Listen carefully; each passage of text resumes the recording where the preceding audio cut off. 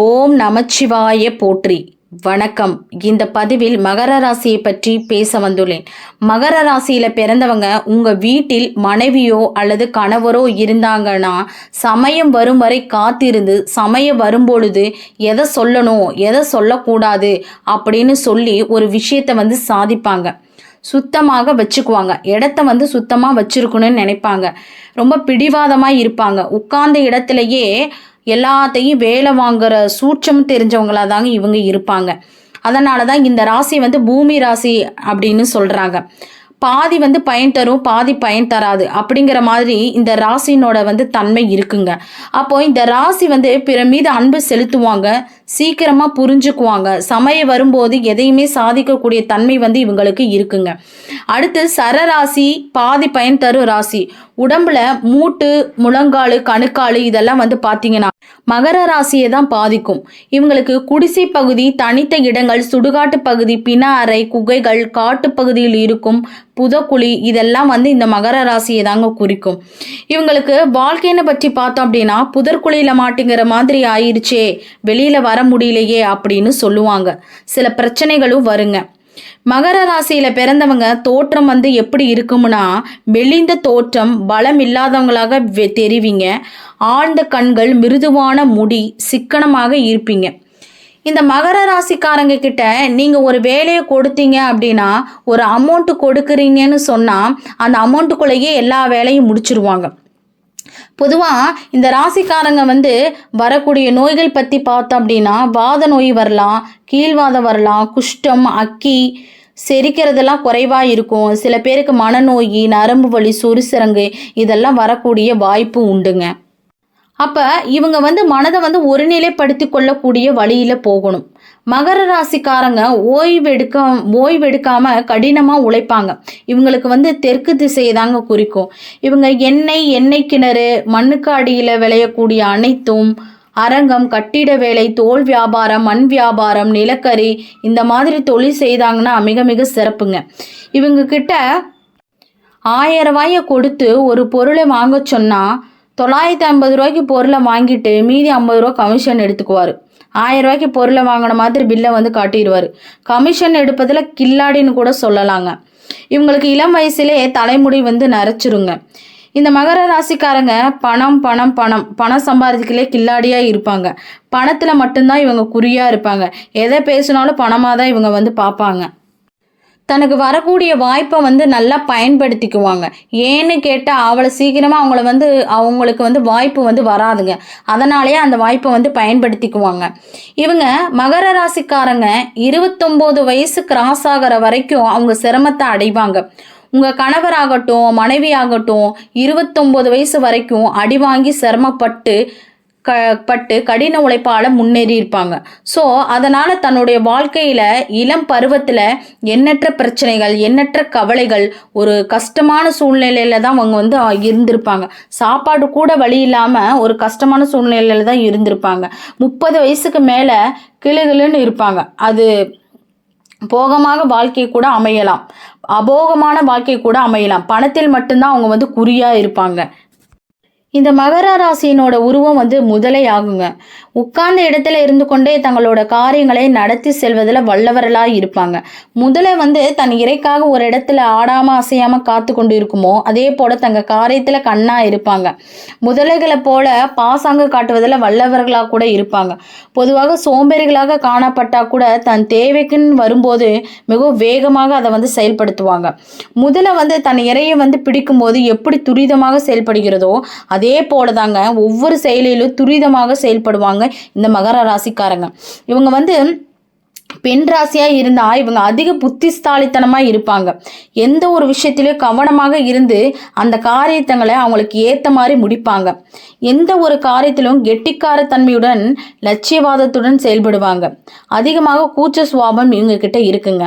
எதிர்மறை எண்ணங்கள் எப்போதுமே தனக்குள்ளேயே தான் வச்சிருப்பாங்க.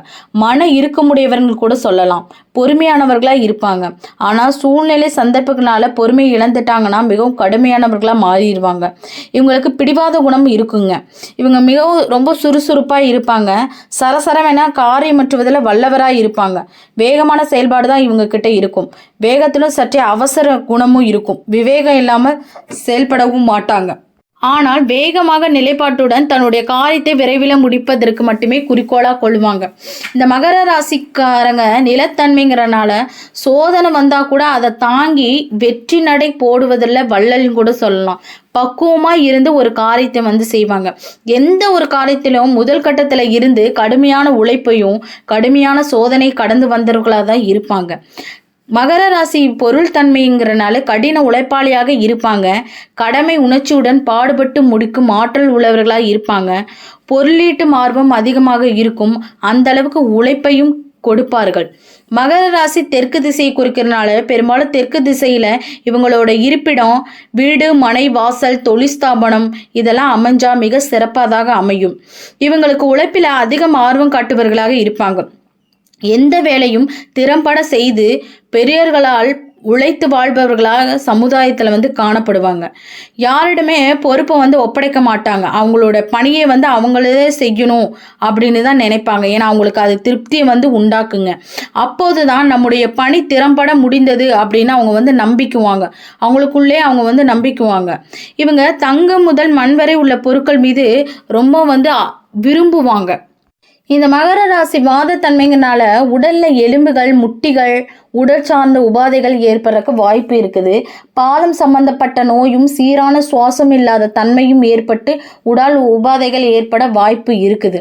இந்த மகர ராசிக்காரங்க பல சக்கர வாகனத்தில் போகிறதுக்கு ரொம்ப ஆர்வமாக இருப்பாங்க. ரொம்ப விரும்புவாங்க.